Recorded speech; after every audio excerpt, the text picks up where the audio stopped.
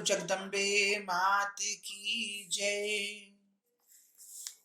श्री हरि ओम श्री परमात्मने नमः।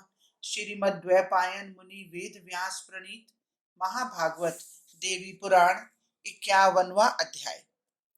पूतना का गोकुल में आना और कृष्ण द्वारा दूध सहित उसके प्राणों का पान करना, तृणावर्त का कृष्ण को उड़ाकर ले जाना और काली रूप में कृष्ण द्वारा उसका वध करना,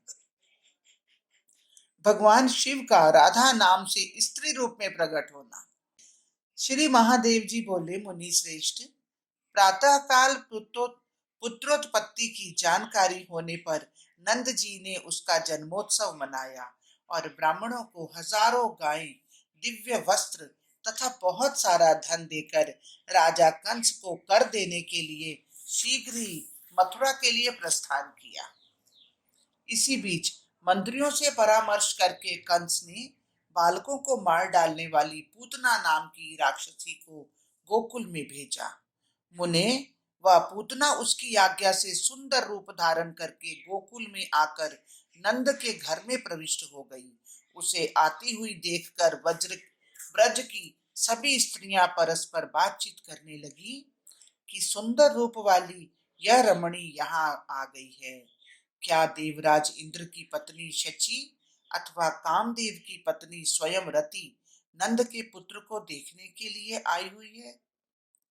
इच्छा अनुसार रूप धारण करने वाली उस राक्षसी को पहचान कर श्री कृष्ण ने दोनों आंखें बंद कर ली और पलंग पर स्थित होकर उन्होंने उसे पुनः देखा।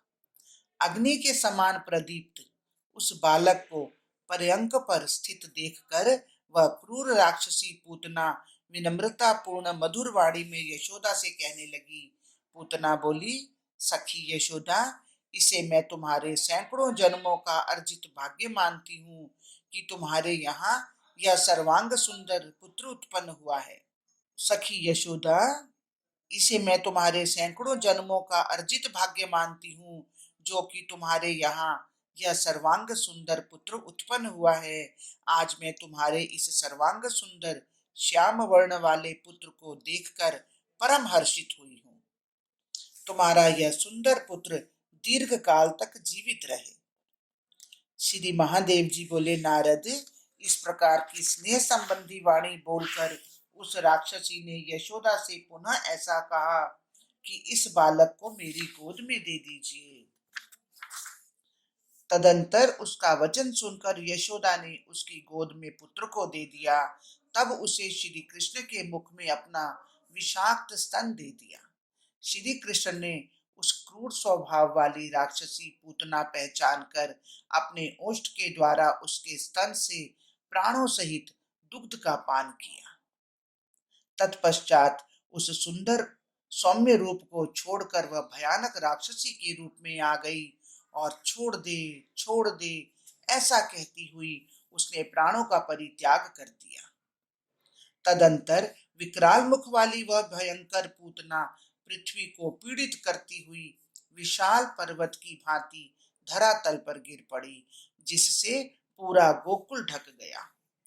श्री कृष्ण उस वक्षस्थल पर अचानक भयानक मुख वाली मुंडमाल से सुशोभित दूसरी कालिका देवी के रूप में विराजित होने लगी। भगवती कालिका ने उस राक्षसी पूतना के शरीर से हटकर क्षणार्ध में श्याम वर्ण के बाल कृष्ण का रूप धारण कर लिया।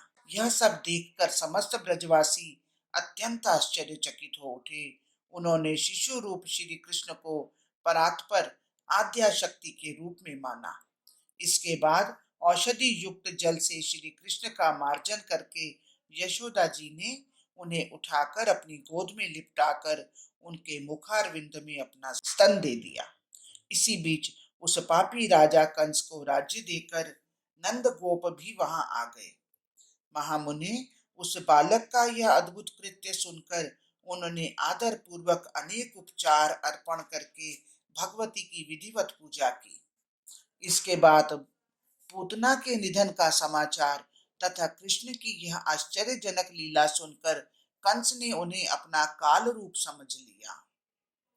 तत्पश्चात कंस ने गोकुल में स्थित श्री कृष्ण को तेजी से उड़ाकर उठा लाने के लिए महान असुर तृणावर्त को भेजा। वह तृणावर्त आया और उन श्री कृष्ण को एकांत में बैठा हुआ देखकर उन्हें अपनी दोनों भुजाओं में जकड़कर आकाश में ले गया और वहीं स्थित हो गया। उसकी गोद में विराजमान श्री कृष्ण मुस्कुराकर तत्काल ब्रह्म रूपिणी काली के रूप में प्रकट हो गए। वे बागंबर धारण किए थीं और महान मेघ के समान गर्जना कर रही थीं। उन काली के उस नाद से मूर्छित होकर वह महान असुर तृणावर्त पर्वतों, वनों और वाटिकाओं के सहित पृथ्वी को चलायमान करता हुआ गिर पड़ा। नारद तत्पश्चात भगवती काली खड्ग से उसका सिर काटकर और पुनः बालक के रूप में होकर उस राक्षस के वक्षस्थल पर स्थित हो गई और यशोदा जी ने वहां आकर एक विशाल पर्वत के समान पड़े कटे मस्तक वाले और खून से लथपथ मरे हुए राक्षस को देखा। यह देखकर वे अत्यंत आश्चर्यचकित होकर अपने पुत्र को खोजने लगी। वहां बलवान तृणावर्त पर बैठे प्रसन्न वदन श्याम सुंदर को हंसते हुए देखकर उन्हें अत्यंत विस्मय हुआ और वत्स वत्स ऐसा कहती हुई उन्होंने श्री कृष्ण को झट से उठाकर अपनी गोद में ले लिया। मुनि श्रेष्ठ नंद भी वहां आकर अत्यधिक रक्त से लथपथ तथा निष्प्राण होकर भूमि पर पड़े उस घोर रूप तृणाव्रत को देखकर और श्री कृष्ण के द्वारा उसे मारा गया जानकर अति आनंदित हुए। इस प्रकार लीला से पुरुष का रूप धारण करने वाली भगवती जगदम्बा यशोदा और नंद गोप को उनकी तपस्या का फल प्रदान करने के लिए शिशु भाव का आश्रय ग्रहण करके गोकुल में स्वयं विराजमान हुई। उसी समय भगवान शिव वृषभानु के घर में अपनी लीला से स्त्री रूप में जन्म लेकर राधा इस नाम से प्रसिद्ध हुए। महामुनि, उन राधा के पास जाकर एक गोप ने संबंध बनाने की कुचेष्टा की, किंतु भगवान शिव के इच्छानुसार वह अचानक ही नपुंसक हो गया।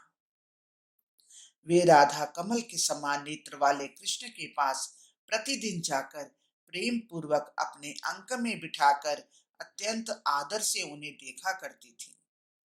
उधर महान असुर तृणावर्त के निधन का समाचार सुनकर कंस नंद पुत्र श्री कृष्ण के अपहरण का उपाय दिन रात सोचता रहता था।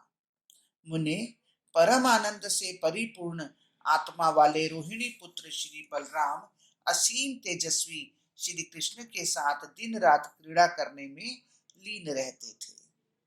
उसी प्रकार कमल के समान सुंदर मुख वाले रूप संपन्न श्री दाम और वसुदाम नामक दोनों गोप कुमार भी उन श्री कृष्ण के साथ खेला करते थे। महामते, वह उनके प्रेम भाव से प्रसन्न मन वाले श्री कृष्ण राधा के साथ विहार करने की इच्छा से गोकुल में रहने लगे। हरिओम तत्सत, हरिओम तत्सत। इस प्रकार श्री महाभागवत महापुराण के अंतर्गत पूतना वध के अनंतर तृणावर्त वधोपाख्यान नामक 51वां अध्याय पूर्ण हुआ। बोलो कृष्ण बलदेव की जय, बोलो जगदम्बे मात की जय।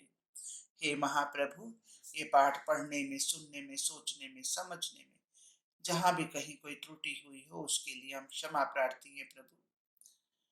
जो कुछ पढ़ा गया, सुना गया, सोचा गया, समझा गया, सब कुछ श्री कृष्ण अर्पणमस्तु। हे कृष्णा, आप इसे स्वीकार करें। जय जय श्री राधे, जय जय श्री राधे, जय जय श्री राधे।